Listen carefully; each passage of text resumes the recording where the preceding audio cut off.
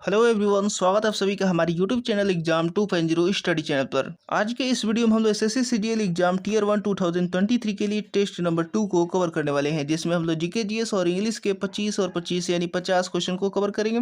तो इस वीडियो को आप लोग अंत तक जरूर देखिएगा और ये वीडियो आपको पसंद आता है तो इसको लाइक कर दीजिएगा और चैनल को अभी तक सब्सक्राइब नहीं किया है तो चैनल को सब्सक्राइब करके बेल आइकन बटन भी दबा दीजिएगा। तो चलिए देखते हैं आज का पहला प्रश्न क्या दिया गया है।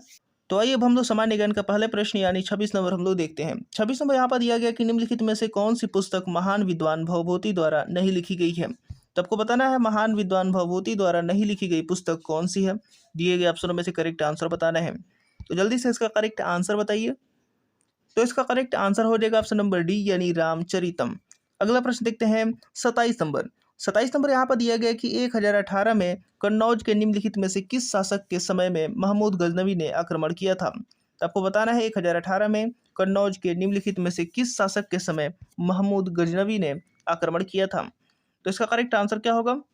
तो इसका करेक्ट आंसर हो जाएगा ऑप्शन नंबर डी यानी राज्यपाल प्रतिहार के समय। अगला प्रश्न देखते हैं 28 नंबर। निम्नलिखित में से किस वर्ष में पांडिचेरी की नींव रखी गई थी। तो बताना है पांडिचेरी की नींव किस वर्ष में रखी गई थी। तो इसका करेक्ट आंसर क्या होगा, दिए गए ऑप्शनों में से बताना है। तो इसका करेक्ट आंसर हो जाएगा ऑप्शन नंबर सी यानी 1673 में। अगला प्रश्न देखते हैं 29 नंबर। 29 नंबर दिया गया है कि 1920 के दशक में भारत के निम्नलिखित में से किस राज्य में आत्मसम्मान आंदोलन किया गया था। तो बताना है किस राज्य में किया गया था। तो इसका करेक्ट आंसर मैं आपको बता दे रहा हूँ, तमिलनाडु राज्य में। तो ऑप्शन करेक्ट हो जाएगा ऑप्शन नंबर सी यानी तमिलनाडु। अगला प्रश्न देखते हैं 30 नंबर। 30 नंबर दिया गया है कि अंबुबाची मेला फिर उसके बाद डैश शहर में देवी शक्ति के मंदिर में मनाया जाने वाला एक धार्मिक अनुष्ठान है। तो आपको बताना है किस शहर में देवी शक्ति के मंदिर में मनाया जाने वाला एक धार्मिक अनुष्ठान है। तो जल्दी से इसका करेक्ट आंसर बताइए। 30 नंबर का क्या करेक्ट होगा दिए गए ऑप्शनों में से। पहला ऑप्शन दिया गया भुवनेश्वर, दूसरा है भोपाल, तीसरा है पटना, चौथा है गुवाहाटी। तो इसका करेक्ट आंसर हो जाएगा ऑप्शन नंबर डी यानी गुवाहाटी में। अगला प्रश्न देखते हैं 31 नंबर।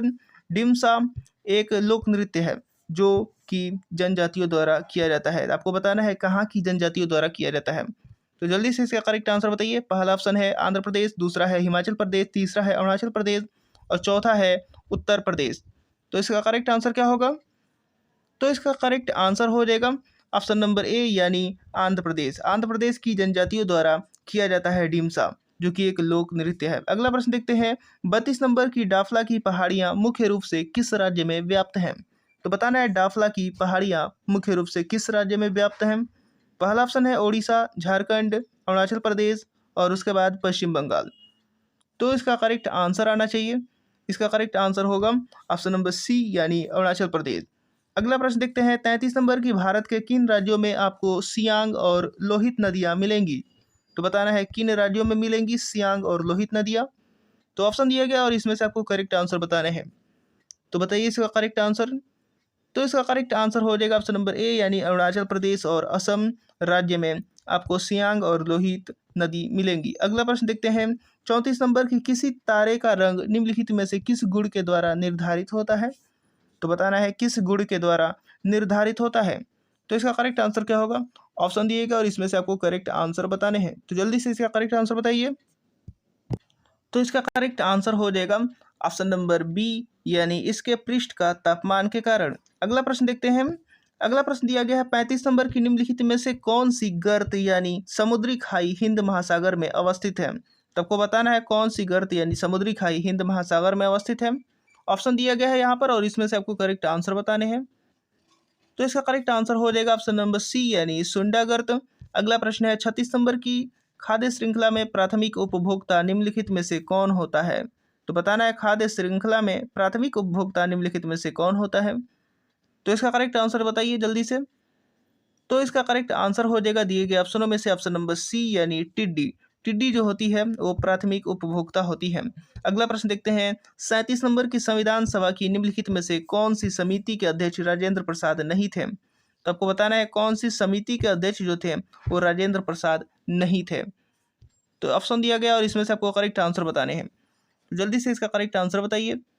तो इसका करेक्ट आंसर हो जाएगा ऑप्शन नंबर डी यानी संघीय शक्तियों से संबंधित समिति के अध्यक्ष नहीं थे। इसके बाद अगला प्रश्न यहाँ पर 38 नंबर दिया गया है कि मौलिक कर्तव्यों के बारे में संस्तुति के लिए कांग्रेस पार्टी ने 1976 में किसकी समिति गठित की? तो आपको बताना है उस समिति का नाम। तो इसका करेक्ट आंसर क्या होगा दिए गए ऑप्शनों में से? तो इसका करेक्ट आंसर हो जाएगा ऑप्शन नंबर सी, यानी सरदार स्वर्ण सिंह समिति गठित की थी 1976 में। अगला प्रश्न देखते हैं 39 नंबर यहाँ पर दिया गया कि कोई केंद्रीय मंत्री संसद के किसी सदन का कितना सप्ताह की अवधि तक सदस्य न बनने पर मंत्री पद गवा देता है? तो आपको बताना है कितना सप्ताह की अवधि तक सदस्य न बनने पर मंत्री पद गवा देता है। तो इसका करेक्ट आंसर क्या होगा? तो इसका करेक्ट आंसर हो जाएगा दिए गए ऑप्शनों में से ऑप्शन नंबर बी, यानी निरंतर 6 महीने। निरंतर 6 महीने की अवधि तक सदस्य न बनने पर मंत्री पद गवा देता है। अगला प्रश्न देखते हैं 40 नंबर दिया गया है कि भारतीय बैंकों द्वारा किसान क्रेडिट कार्ड योजना किस वर्ष शुरू की गई थी? तो आपको बताना है किसान क्रेडिट योजना किस वर्ष शुरू की गई थी। तो इसका करेक्ट आंसर हो जाएगा ऑप्शन नंबर ए, यानी 1998 में।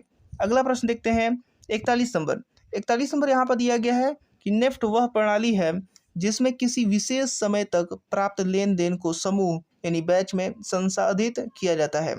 नेफ्ट का पूर्ण रूप क्या है? तो आपको नेफ्ट का पूर्ण रूप यानी फुल फॉर्म बताना है। तो बताइए इसका करेक्ट आंसर। ऑप्शन दिया गया और इसमें से आपको करेक्ट आंसर बताना है नेफ्ट का फुल फॉर्म। तो इसका करेक्ट आंसर हो जाएगा ऑप्शन नंबर बी, यानी नेशनल इलेक्ट्रॉनिक फंड्स ट्रांसफर। इसका अगला प्रश्न यहाँ पर 42 नंबर दिया गया कि कैंडिला निम्नलिखित में से किस आधार राशि की एसआई इकाई है, यानी एसआई यूनिट है? तो बताना है कैंडिला किसकी एसआई यूनिट है। तो इसका करेक्ट आंसर हो जाएगा दिए गए ऑप्शनों में से ऑप्शन नंबर सी, यानी दीप्त तीव्रता का। अगला प्रश्न देखते हैं 43 नंबर दिया गया है कि निम्नलिखित कथनों में से कौन सा सही है? तो बताना है निम्नलिखित कथनों में से कौन सा सही है। ऑप्शन दिए गए और इसमें से आपको करेक्ट आंसर बताने हैं। तो इसका करेक्ट आंसर हो जाएगा ऑप्शन नंबर ए, यानी विद्युत धारा का एसआई मात्रक एम्पियर होता है। ये कथन जो है वो सही है। अगला प्रश्न देखते हैं 44 नंबर दिया गया कि निम्नलिखित में से कौन सा मोती का प्राथमिक संघटक है? तो आपको बताना है प्राथमिक संघटक मोती का कौन सा है। तो ऑप्शन दिए गए और इसमें से आपको करेक्ट आंसर बताने हैं। तो इसका करेक्ट आंसर हो जाएगा ऑप्शन नंबर बी, यानी कैल्शियम कार्बोनेट। अगला प्रश्न देखते हैं 45 नंबर, निम्नलिखित में से किस जीव के 3 हृदय होते हैं? तो आपको बताना है किस जीव के 3 हृदय होते हैं। तो ऑप्शन दिएगा और इसमें से आपको करेक्ट आंसर बताना है। तो इसका करेक्ट आंसर हो जाएगा ऑप्शन नंबर सी, यानी स्क्विड के 3 हृदय होते हैं।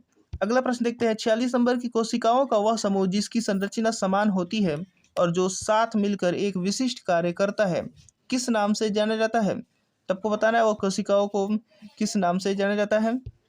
तो इसका करेक्ट आंसर हो जाएगा दिए गए ऑप्शनों में से ऑप्शन नंबर सी, यानी उत्तक कहलाते हैं।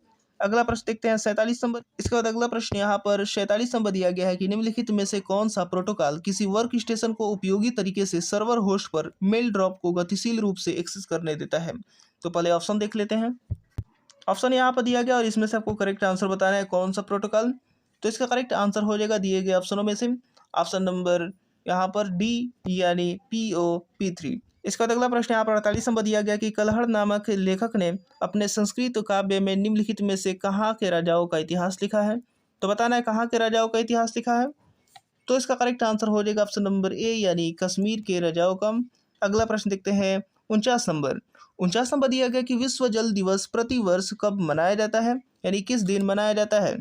तो इसका करेक्ट आंसर हो जाएगा ऑप्शन नंबर बी, यानी 22 मार्च को मनाया जाता है। इसके बाद यहाँ पर जीके का लास्ट प्रश्न यहाँ पर दिया गया है कि महाबलीपुरम स्मारक समूह जो कि यूनेस्को का विश्व विरासत स्थल है, यह निम्नलिखित में से किस राज्य में स्थित है?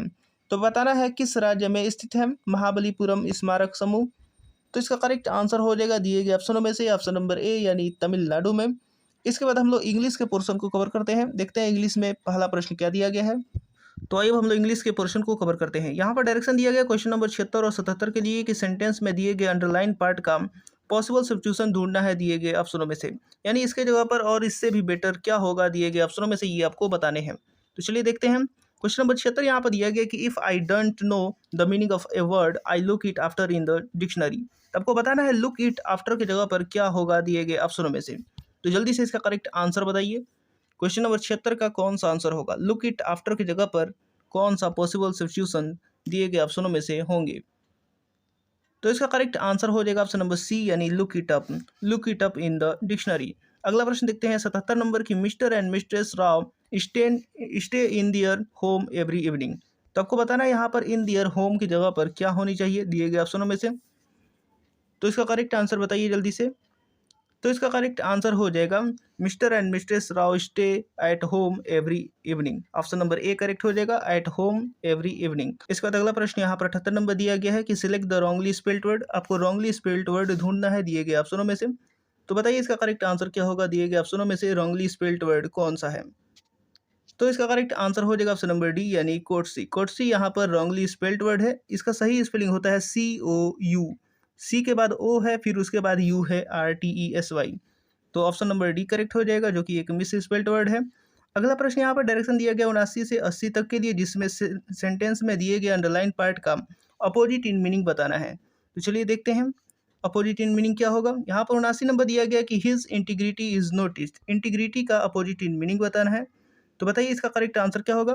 पहला ऑप्शन है स्किलफुलनेस, एबिलिटी, और तीसरा दिया गया है डिपेंडेबिलिटी, और चौथा है डिसऑनेस्टी। तो इंटीग्रिटी का बताना है अपोजिट इन मीनिंग। तो इसका करेक्ट आंसर हो जाएगा ऑप्शन नंबर डी यानी डिसऑनेस्टी, इंटीग्रिटी का हो जाएगा। अगला प्रश्न यहाँ पर 80 नंबर दिया गया कि सी इज बेनेवोलेंट इंडिविजुअल। तो आपको बताना है बेनेवोलेंट का क्या होगा अपोजिट इन मीनिंग। ऑप्शन दिए गए हैं क्लेवर, मॉडल्ड, और मेलेवोलेंट, या फिर एम्बिवेलेंट। तो इसका करेक्ट आंसर हो जाएगा बेनेवोलेंट का अपोजिट इन मीनिंग हो जाएगा मेलेवोलेंट। अगला प्रश्न देखते हैं। यहाँ पर डायरेक्शन दिया गया 81 से 84 तक के लिए, जिसमें आपको एरर फाइंड करना है दिए गए सेंटेंस में से, और बताना है आपको कि किस पार्ट में एरर है।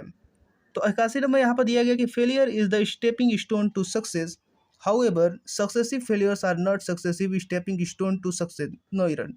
तो बताना है इस सेंटेंस में किस पार्ट में एरर है। एक बार फिर से पढ़िए, failure is stepping stone to success, however successive failures are not successive stepping stone to success. बताना है किस पार्ट में एरर है। तो इसका करेक्ट आंसर मैं आपको बता दे रहा हूँ। इसका करेक्ट आंसर हो जाएगा यहाँ पर ऑप्शन नंबर डी, यानी यहाँ पर कोई भी एरर नहीं है। ऑप्शन नंबर डी करेक्ट हो जाएगा। अगला प्रश्न देखते हैं 82 number, India strength are its diversity of culture and the spirit of tolerance in its people. तो आपको बताना है यहाँ पर कौन सा करेक्ट होगा। India strengths are its diversity of culture and the spirit of tolerance in it is people. तो बताइए इसका करेक्ट आंसर। तो इसका करेक्ट आंसर हो जाएगा ऑप्शन नंबर सी, यानी पार्ट सी में एरर होगा, क्योंकि यहाँ पर इट इज की जगह पर इट्स होना चाहिए, यानी IT के बाद एस होना चाहिए, न कि एपॉस्ट्रोफी एस। इसका अगला प्रश्न यहाँ पर 83 नंबर दिया गया कि once considered 9th planet of the solar system, Pluto is today listed as the largest dwarf planet of the solar system, no error. तो बताना है किस पार्ट में एरर है। Once considered 9th planet of the solar system, Pluto is today listed as the largest dwarf planet of the solar system, no error. तो इसका correct answer हो जाएगा पार्ट ए में एरर है। Once considered 9th planet of the solar system, यहाँ पर 9th के पहले होना चाहिए द, ठीक है, डिफिनिट आर्टिकल का प्रयोग होना चाहिए ऑर्डिनल नंबर के पहले, तो 9th के पहले द होगा, तो पार्ट ए में एरर हो गया। अगला प्रश्न देखते हैं 84 नंबर की, select the correct active voice of the given sentence. दिए गए सेंटेंस का एक्टिव वॉइस सिलेक्ट करना है दिए गए ऑप्शनों में से। यहाँ पर दिया गया quite a racket was being created on the mango tree in the park by parakeets. तो आपको बताना है इसका एक्टिव वॉइस क्या बनेगा। तो ऑप्शन दिए गए और इसमें से आपको करेक्ट आंसर बताने हैं।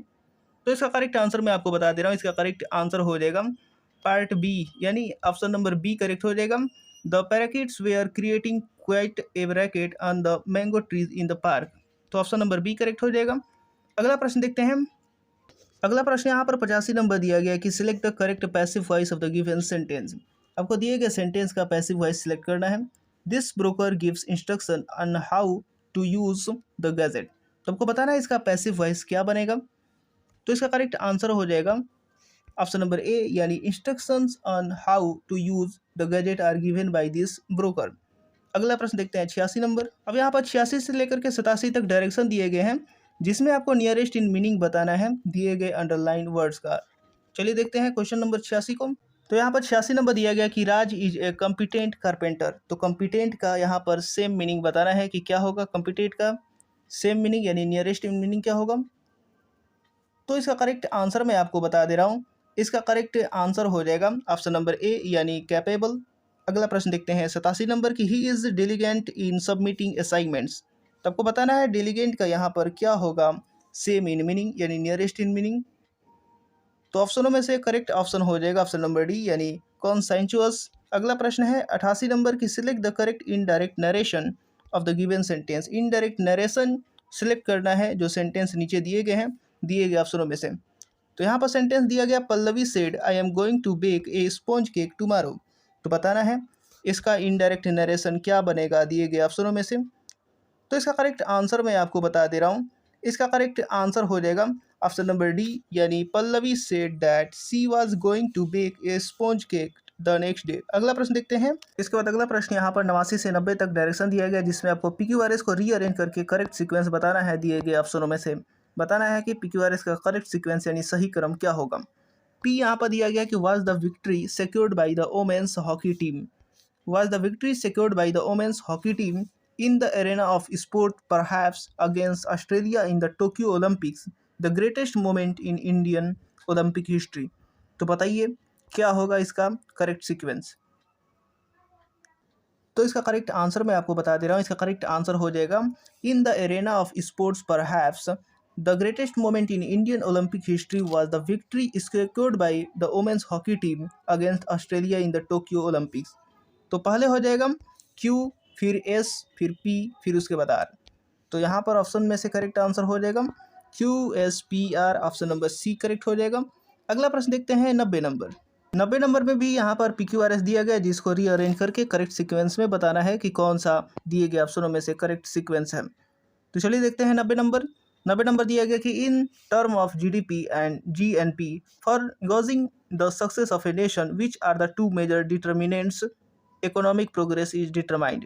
तो बताना है इसको रीअरेंज करके करेक्ट सीक्वेंस क्या बनेगा। तो जल्दी से इसका करेक्ट आंसर बताइए। तो इसका करेक्ट आंसर मैं आपको बता दे रहा हूँ।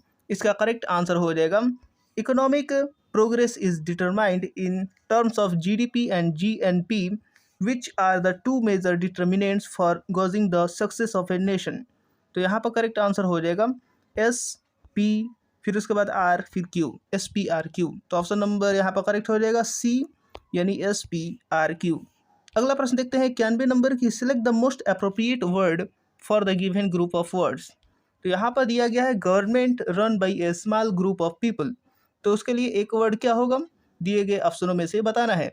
Government run by a small group of people. तो इसका करेक्ट आंसर हो जाएगा ऑप्शन नंबर सी यानी oligarchy. Government run by a small group of people को यहाँ पर वन वर्ड में ओलीगार्की कहते हैं। अगला प्रश्न देखते हैं 92 नंबर की, select the most appropriate one word substitution for the given group of words. तो यहाँ पर दिया गया है the to cross street on foot carelessly. To cross streets on foot carelessly को वन वर्ड में क्या कहेंगे दिए गए ऑप्शनों में से बताना है। तो बताइए इसका करेक्ट आंसर। तो इसका करेक्ट आंसर हो जाएगा ऑप्शन नंबर बी यानी जे वॉक। जे वॉक कहा जाएगा to cross street on foot carelessly को। अगला प्रश्न देखते हैं जो कि 93 से लेकर के 94 तक के लिए दिया गया है यहाँ पर डायरेक्शन, जिसमें आपको बताना है alternative meaning idiom and phrase का यहाँ पर मीनिंग बताना है। तो चलिए देखते हैं। इडियम एंड फ्रेज दिया गया 93 number, A stitch in time. A stitch in time का यहाँ पर क्या मीनिंग होगा दिए गए ऑप्शनों में से बताना है। तो बताइए इसका करेक्ट आंसर क्या होगा। तो इसका करेक्ट आंसर हो जाएगा ऑप्शन नंबर डी यानी timely action that prevents a negative outcome. Timely action that prevents a negative outcome a stitch in time का मीनिंग होगा। अगला प्रश्न है 94 नंबर की, at sixes and sevens. At sixes and sevens का यहाँ पर क्या मीनिंग होगा। तो बताइए इसका करेक्ट आंसर। तो इसका करेक्ट आंसर हो जाएगा ऑप्शन नंबर सी यानी स्टेट ऑफ टोटल कन्फ्यूजन। अगला प्रश्न देखते हैं 95 नंबर, जिसमें दिया गया है कि each of the following sentence in this section has a blank space and 4 words or group of words given after the sentence. Select the word or group of words you considered most appropriate for the blank space and indicates your response on the answer sheet accordingly. तो आपको कुल मिलाकर के यहाँ पर blank space में दिए गए ऑप्शनों में से भरना है कौन सा करेक्ट होगा। तो चलिए यहाँ पर देखते हैं।